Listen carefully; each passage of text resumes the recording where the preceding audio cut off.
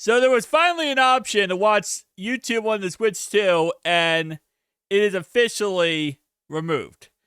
They found out about it, and they fixed the exploit, so you can no longer watch YouTube on the Switch 2, which I still think is crazy that the YouTube app has not come out yet on the Switch 2. We are a month away from it being a year old, and there's still no YouTube app. Now, for those who are going to blame Nintendo for this, it's actually not even Nintendo's fault. This is Google's fault. This exploit obviously let people watch YouTube on the Switch 2. Google didn't like that. Google had a problem with that. So Google made sure it got fixed. So I know there are people who like to blame Nintendo right away and say, Nintendo, you guys are scumbags for doing that. It's actually not even Nintendo's fault. It's Google's fault, because any type of exploits with Google could cause problems with maybe hacking or cause problems with someone getting someone's information. They don't mess with that. So they told Nintendo, hey, get rid of that crap.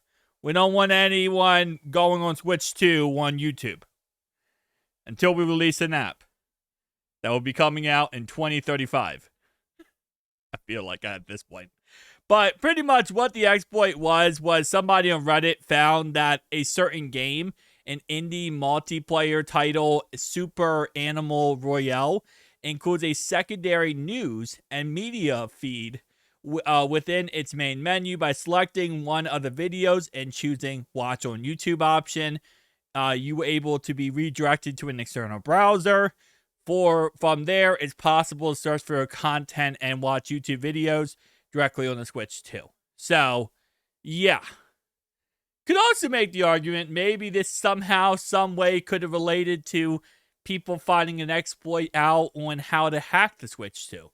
Because once you can get to a internet browser, you could probably download something, put some kernels in, I don't know. But this was Google, by the way, not Nintendo, who was up in arms about this. So, for those who are just going to be like, Nintendo! It's not, really wasn't Nintendo 100% that was like, oh, this is a huge problem. They were kind of like, oh, okay, well, that's a thing. And then Google's like, yeah, no. None of that crap. However, since it's an official solution, there was some limitations. For starters, the videos must be played in full screen, meaning you can't browse comments while watching.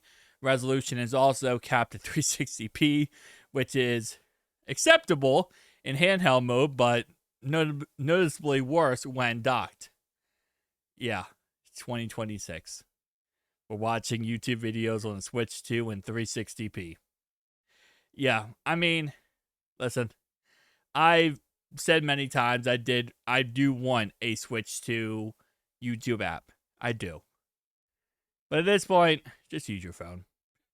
Just use your phone, use whatever else, use your TV, use something else, use a tablet. I mean, at this point, they don't want to give us it, so is it like the biggest deal in the world? No. I think it is very convenient in certain circumstances for certain areas, like if you have a kid or something, and, you don't want to give them a cell phone because a cell phone has access to the internet, and you can, go anywhere on a cell phone, you can text people, call people, whatever.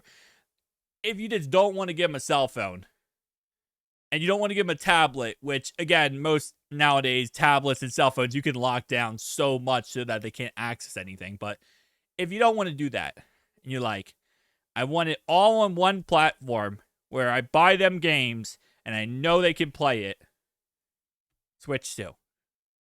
Buy them a Switch 1 OLED. There you go. Answer solved. Problem solved to the question at hand. Buy him a Switch 1 OLED and move on with your life. I don't know. Guys, tell me down below your thoughts and opinions. I'll see you guys in the next one.